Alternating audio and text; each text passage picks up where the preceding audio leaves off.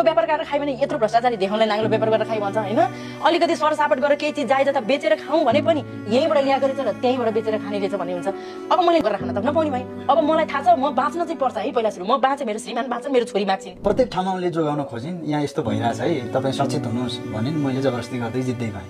जित्नुको पछाडि के भने हुन्छ कि त भन्ने एउटा मनमा यत्रो त पसिना बगाइयो यत्रो श्रम गरियो होइन यत्रो परिकल्पना गरियो भन्ने लागिरह्यो अनि पछि त्यो स्ट्रेसले जब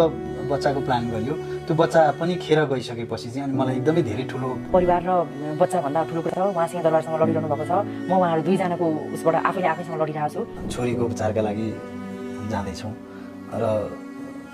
भोलि हाम्रो न्याय मिल्ने अवस्था भयो हामी जुनसुकै बेला अलि गालामा थपडा हानेर उसलाई मालिस गरेर ऊ सुतेपछि यो मान्छेले किन यस्तो कुरा सहयो मलाई किन सहयो यो दुनियाँलाई किन सहयो यो भार किन सहयो भने म उठेर रातभरि रोएर बसेको छु यो मेरो कहानी एकदमै दर्दनाक कहानी छ